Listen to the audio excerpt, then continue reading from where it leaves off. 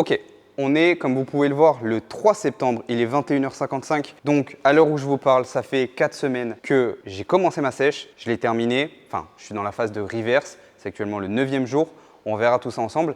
Et aujourd'hui, on va s'envoyer une grosse séance pec-épaule ensemble. Je vais vous expliquer pendant là ce mois et demi qui vient de se dérouler comment j'ai géré mon physique, ma nutrition, mon organisation parce que j'ai aussi eu énormément de travail et voir justement comment j'ai réussi à atteindre mon objectif encore plus rapidement que prévu. On est parti.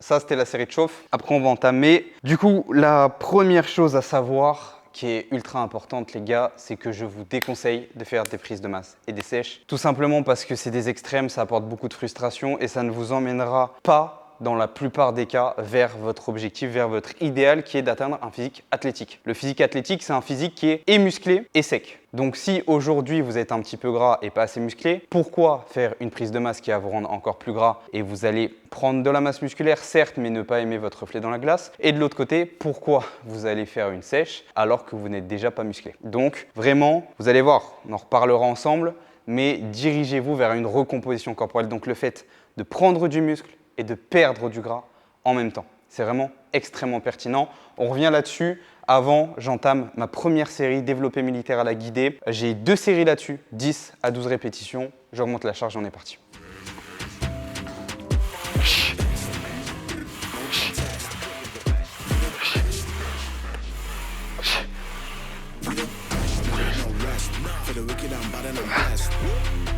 To the test, for the rest there ain't no contest. So what's next? Got me leveling up, I'm obsessed. I bring the fire like I'm possessed. My personality, my clique is the best. There ain't no contest. There ain't no one like, cause you dumb or you crazy. There's no way, G. Pour que vous ayez en tête justement mon split que j'utilisais pendant cette sèche, je l'ai utilisé pendant en tout 3 semaines et demie à peu près. Malheureusement, après, j'ai dû arrêter. Je suis passé sur haut du corps, bas du corps, 2 jours de récupération et je tourne comme ça, ce qui me fait 4 séances sur 8 jours. Alors que le split de base, je faisais du coup pec-épaule, dos bras, jambes, repos et je recommençais, ce qui faisait 6 séances sur 8 jours. Plus tenable, trop fatigué, trop faim, trop de travail. Donc forcément, j'ai réadapté la situation parce que l'objectif, c'est de réussir à maintenir ces séances, c'est réussir à adhérer à sa programmation pour en fait maintenir sa masse musculaire, pour maintenir tout ce qu'on a à faire.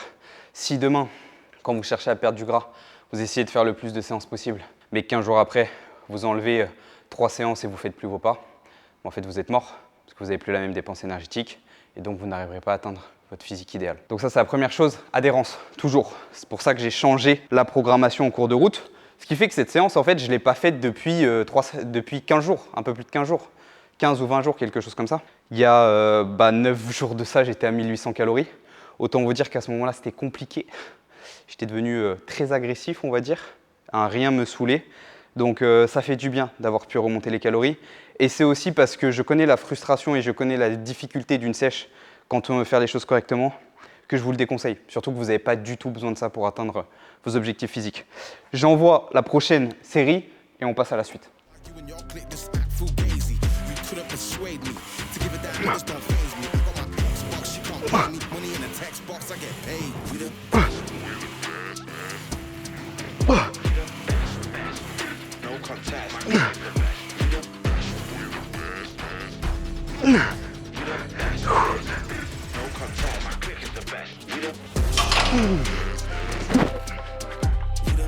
Ok, ça c'est de l'échec comme on aime. Donc on n'oublie pas, quand on s'entraîne, série effective proche de l'échec musculaire. Là j'étais à l'échec musculaire, vous n'êtes pas obligé d'aller aussi loin, juste qu'il y avait un petit peu trop lourd, on ne va pas se mentir. L'exercice suivant que j'ai à faire, c'est du semi-incliné. 3 séries, là j'ai commencé par le développé militaire, ça me permet de focus l'avant de mon épaule, mais aussi de focus mon faisceau claviculaire des pectoraux, très important. Ensuite je fais du semi-incliné à 30 degrés, comme ça là. Un peu moins de tension sur les épaules et je peux bien tabasser au niveau des pectoraux. Vous allez voir que c'est une séance relativement rapide vu que justement c'était 6 séances sur 8 jours. On fait des séances très courtes mais intensives avec le bon volume d'entraînement. Pour revenir rapidement sur la recomposition corporelle que je considère être la bonne solution pour vous, vous allez être en déficit calorique, mais ça va être un très léger déficit calorique et ce léger déficit calorique va vous permettre quand même d'être en forme et de pouvoir construire de la masse musculaire. Parce qu'à côté de ça, vous allez bien gérer vos macronutriments, donc le taux de protéines, de glucides et de lipides que vous avez dans votre alimentation. Si ça, c'est des choses qui ne sont pas encore super claires pour vous, vous inquiétez pas, la recomposition corporelle, j'en ai fait une vidéo, vous la retrouverez dans la description directement. Comme ça, vous pouvez aller checker tout ça et la mettre en place dès à présent pour vous. Là, vous allez me dire, ok, mais dans ce cas-là, pourquoi tu as fait une sèche? Parce que moi, j'avais déjà la masse musculaire vu que je m'entraînais depuis très longtemps. Okay, ça fait 10 ans que je m'entraîne et que justement, j'ai acquis ma masse musculaire petit à petit. Et à ce moment-là, spécifiquement pour ma personne, ça peut être intéressant, vu qu'aussi j'ai les connaissances et je sais comment fonctionne mon corps, de me dire, ok, je vais faire une petite sèche qui va être relativement courte, par contre qui va être difficile, pour aller chercher ma belle composition corporelle, justement pour me trouver assez sec, pour que quand je me regarde dans la glace, je me dise, voilà, c'est ça que je voulais, c'est ce physique athlétique-là. Parce que quand j'étais à 12-13%, j'aimais pas. J'avais absolument envie d'aller chercher ces 8%. Je m'étais fixé 6 à 8 semaines, je les ai atteints en 4 semaines, tant mieux, parce que ça commençait à être très compliqué.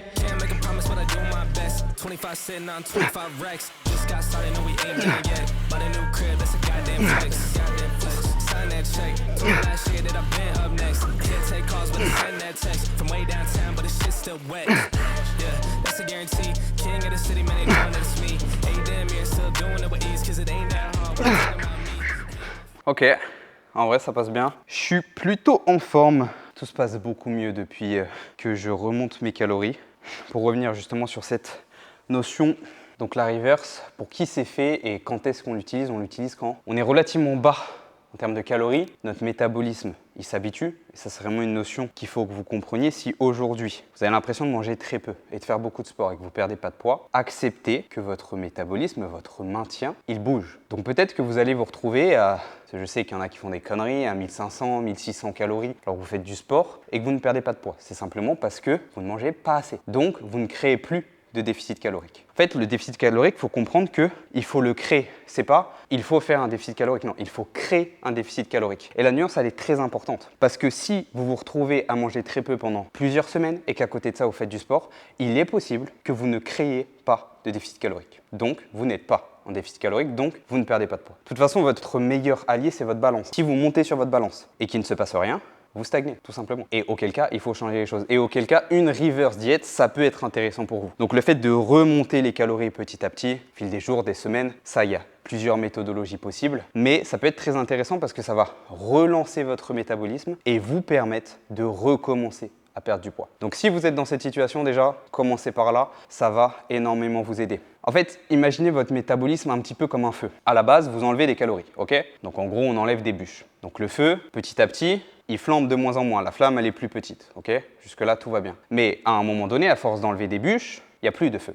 Et si vous continuez d'enlever des bûches, le feu, il ne va pas reprendre. Et votre métabolisme, c'est la même chose. Donc si votre métabolisme, il est à zéro, il ne se passe plus rien, ça ne sert à rien de continuer à manger très peu ou de continuer d'enlever des calories. À ce moment-là, il faut relancer le métabolisme, relancer ce feu, cette flamme. Donc vous allez remettre des bûches et vous allez faire tout repartir. Et là, la flamme va reprendre et là, vous allez recommencer à aller vers votre objectif. Et c'est vraiment ça qui est ultra primordial et qu'il faut garder en tête.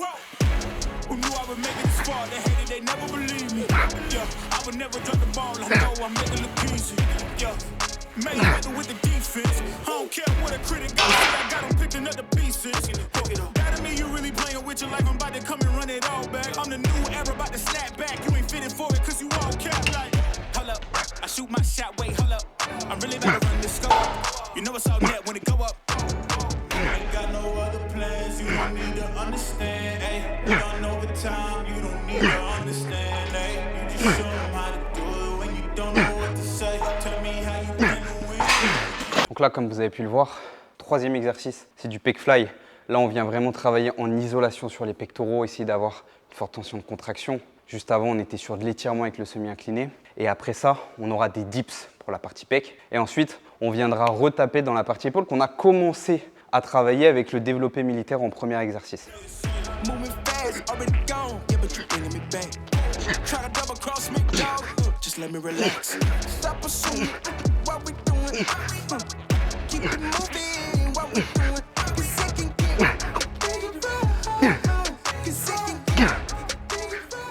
Du Du coup, comme vous avez pu le voir, là, dips, buste penché, que 2 séries sur celui-ci, 12 à 15 répétitions plutôt. Donc, on a 2 séries de développé militaire. On a 3 séries de semi-incliné, 3 séries de pec fly, 2 séries de dips, buste penché. Là, on va retourner sur les épaules. Avant ça, je vais essayer d'être concis, une synthèse sur ma sèche, ce qui s'est passé, mon organisation de journée. On va faire simple. Sur ce dernier mois et demi, c'est à peu près ma vie d'habitude. Je me lève le matin, il est aux alentours des 8h30. Je me lève sans réveil. J'ai la chance et j'ai travaillé pour ça. 8h30, je monte sur mon tapis. J'envoie 2 heures, 2 heures et demie de pas et de taf. Donc, je marche et je travaille en même temps. Ça me permet d'atteindre directement 10 000 pas et d'être en capacité d'abattre directement le travail le plus important de la journée. Ok? Donc, ce que je fais, c'est que je ne mange pas à ce moment-là. Juste, je prends une petite boisson énergisante, un truc comme ça, mais je ne mange pas. Ensuite, je descends du tapis parce que plus de 2 heures de marche, on commence à ressentir un petit peu la fatigue et je continue à travailler. Donc, je vais continuer à travailler 1 ou 2 heures à peu près, ça dépend si j'arrive encore à être productif sur des tâches un petit peu moins importantes, on va dire. Ok? Une fois que ça s'est fait, là, je prends mon premier repas. Donc, ça s'apparente à du jeûne intermittent, mais c'est pas que j'ai pour idée de faire le jeûne intermittent, c'est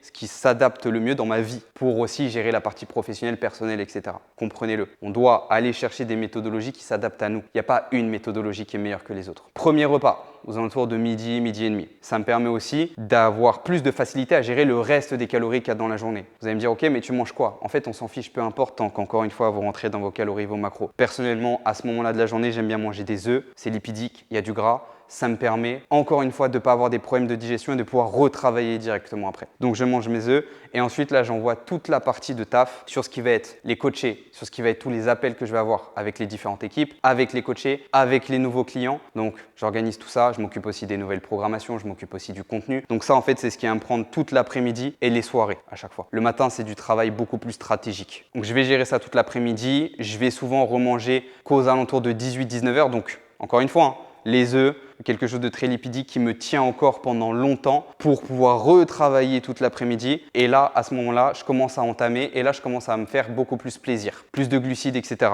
Parce que vers ce moment-là, je vais bientôt aller m'entraîner. Donc vers 19 h, un repas, pas mal de glucides, etc. comme des céréales. Ça peut être des pâtes à la burrata, bon là il y a du gras. Ça peut être des pâtes bolo, ça peut être du riz avec du poulet, de la sauce sucrée, des choses comme ça. Je retravaille 1 à 2 heures. Je vais m'entraîner. Donc quand je vais m'entraîner, il est aux alentours des 21 h, voire un petit peu plus. Souvent, je fais des shootings et des tournages en même temps s'il y a besoin. Je rentre, je retravaille 1 heure, je mange. Donc il est vers minuit, minuit et demi quand je mange le dernier repas et je vais me coucher. Mon corps dort à peu près 8 heures sans réveil et ça recommence. Ce qui me permet d'abattre à peu près 80 heures de travail par semaine en ce moment, à côté de la sèche. Autant vous dire que quand on descend à 1800 calories, ça devient très compliqué. On n'arrive plus à être productif, on n'arrive plus à faire ses 15 000 pas par jour. On n'arrive plus en fait à gérer tout ça parce qu'on a beaucoup de fatigue. Même le sommeil commence à être moins important et c'est à ce moment-là que vous vous rendez compte que être en forme, c'est trop important dans votre vie et vous devez manger beaucoup de calories. L'objectif sera toujours d'avoir la plus grosse dépense possible, faire des pas, de la musculation, etc., des activités qui vous plaisent et de manger le plus possible pour avoir le meilleur physique possible. Okay?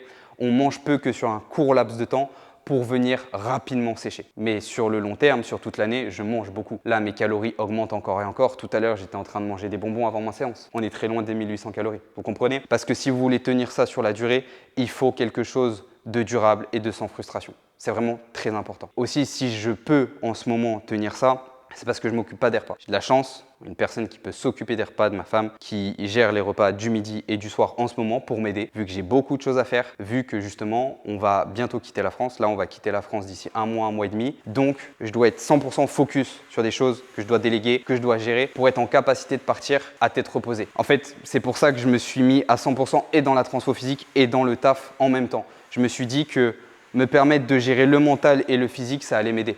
Et ça m'a beaucoup aidé, je vous mens pas, hein. Quand j'arrive à 21h30 à la salle, on peut se dire ouais, il est fatigué, il n'a pas envie, j'ai trop envie. Parce qu'en fait, toute la journée de taf qui m'a pris mentalement, je peux tout libérer le soir. Donc c'est vraiment trop important pour moi.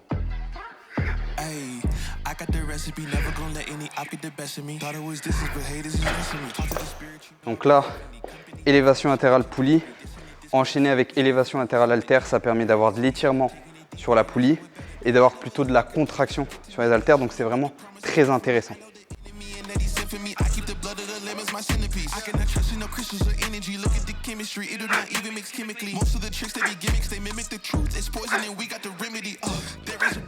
Pareil, là-dessus, 10 à 12 répétitions sur chacun des exercices. Et souvent, je fais que 2 séries. Parce qu'en fait, vu que c'est un biset, donc un enchaînement de 2 exercices sur le même muscle, ça augmente énormément le volume d'un coup. En fait, ça ne fait pas que 2 séries. Parce que vous avez 12 répétitions plus 12 répétitions. Donc, on est plutôt aux alentours des 4 séries. Alors lui, il est un petit peu particulier, c'est pour l'arrière d'épaule. Mais en fait, ça permet de vraiment cibler et de pouvoir étirer au maximum son arrière d'épaule vu qu'on part vers l'intérieur à fond et qu'on peut aller vers l'extérieur. Plutôt 15 répétitions sur ce type d'exercice, je trouve ça plus intéressant et plus agréable. De toute façon, vous prenez une tranche de répétition suivant l'exercice. C'est ça qui est important. Sur un squat, vous n'allez pas faire 20 répétitions. Sur justement des élévations latérales, vous n'allez pas faire 4 reps.